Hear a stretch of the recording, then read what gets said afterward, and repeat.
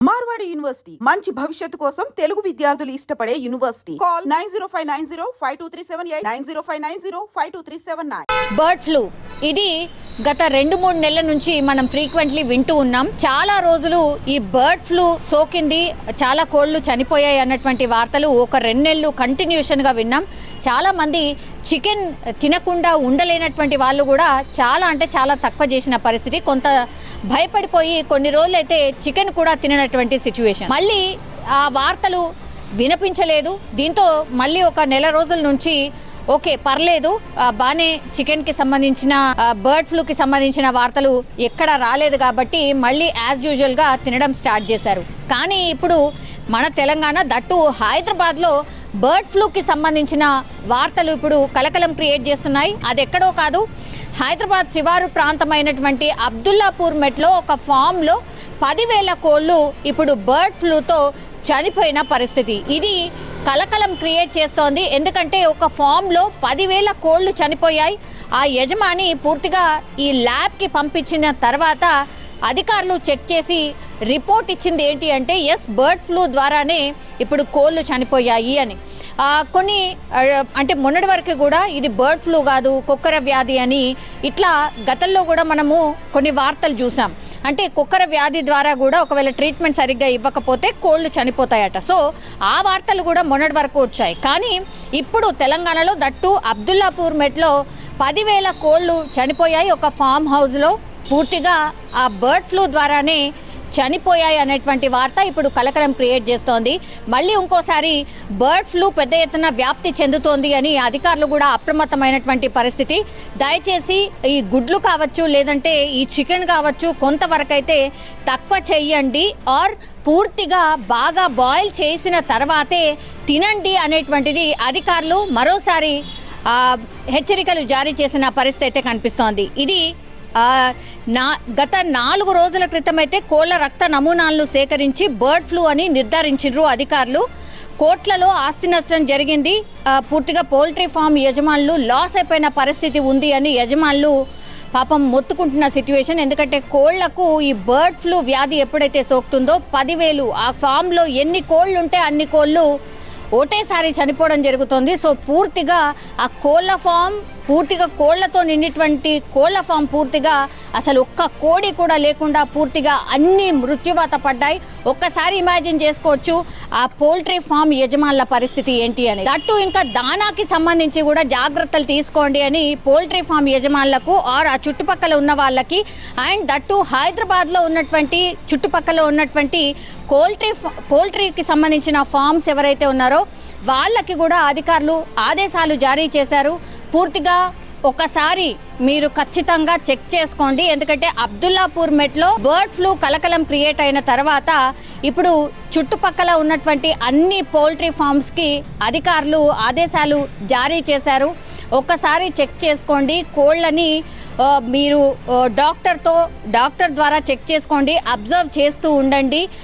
Bird flu ఉంది కాబట్టి అది చాలా తొందరగా స్ప్రెడ్ అవుతోంది అనేటువంటిది ఇప్పుడు అధికారులు అయితే జారీ చేసిన పరిస్థితి కనిపిస్తోంది. సో ఈ చనిపోయిన కోళ్లను ప్రాపర్గా జేసీబీలతో మట్టిని పూడ్చి ఆ తర్వాత గుంతలో వేసి కప్పి పెట్టేశారు. అట్లాగే ఆ కోళ్ల ఫామ్లో గుడ్లు ఏవైతే వచ్చాయో వాటిని కూడా పూర్తిగా డిస్పోజ్ చేసేశారు. ఇట్లనే గుంత తవ్వి ఈ కోళ్లను ఎక్కడైతే పాడేశారో ఈ గుడ్లను కూడా అక్కడే మట్టిలో పాతి పెట్టిన పరిస్థితి అయితే కనిపిస్తోంది. సో ఎక్కడైనా ఇట్లాంటి కోళ్ల ఫామ్లో ఈ కోళ్ళు ఎప్పుడైతే చనిపోతాయో పెద్ద సంఖ్యలో దాన్ని డిస్పోజ్ చేయాల్సిందే ఇలాగే. సో కంప్లీట్లీ గుంత తవ్వి ఆ తర్వాత కోళ్ళనన్నిటినీ అందులో వేసేసి పూర్తిగా కప్పి పెట్టేయాల్సిందే. అయితేనే ఈ బర్డ్ ఫ్లూ సోకే అవకాశం ఉండదు.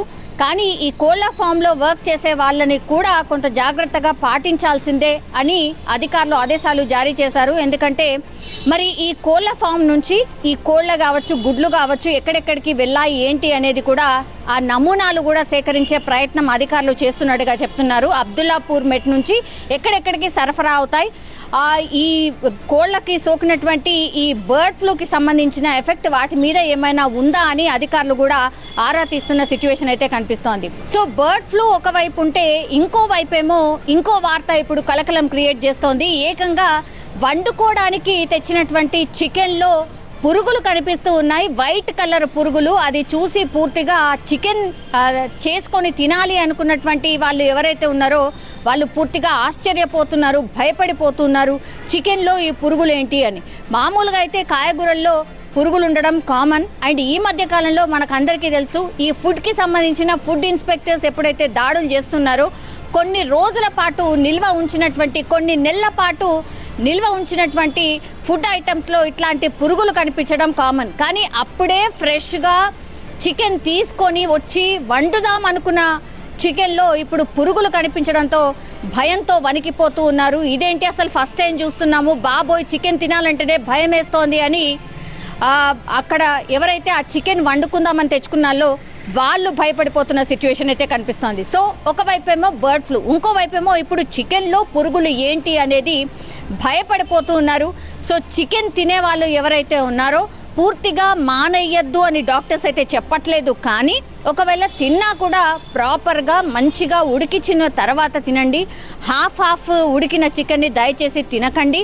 అట్లాగే బయట ఏవైతే చికెన్కి సంబంధించి అమ్ముతారో అవి తినకండి. ఇంట్లో మీరు వండుకున్నటువంటి చికెన్నే ప్రాపర్గా కుక్ చేసి తినండి అని చెప్తున్నారు. అట్లాగే గుడ్లు కూడా అంతే.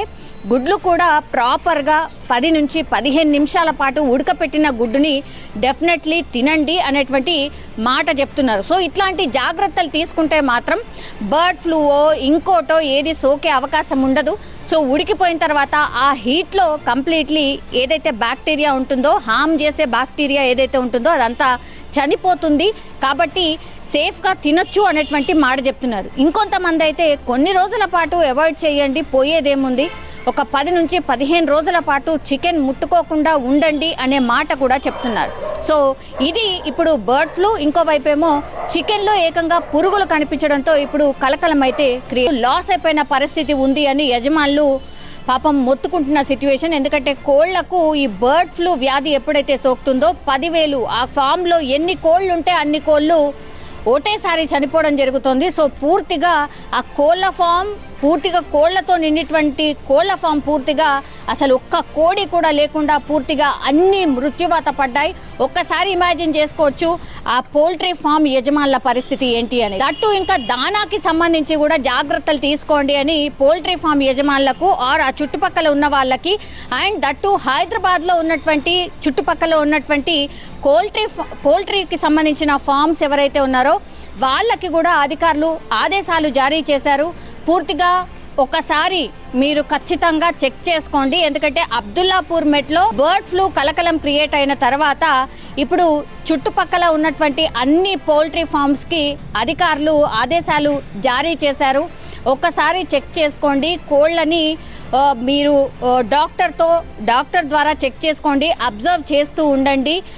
బర్డ్ ఫ్లూ ఉంది కాబట్టి అది చాలా తొందరగా స్ప్రెడ్ అవుతోంది అనేటువంటిది ఇప్పుడు అధికారులు అయితే జారీ చేసిన పరిస్థితి కనిపిస్తోంది. సో ఈ చనిపోయిన కోళ్లను ప్రాపర్గా జేసీబీలతో మట్టిని పూడ్చి ఆ తర్వాత గుంతలో వేసి కప్పి పెట్టేశారు. అట్లాగే ఆ కోళ్ల ఫామ్లో గుడ్లు ఏవైతే వచ్చాయో వాటిని కూడా పూర్తిగా డిస్పోజ్ చేసేశారు.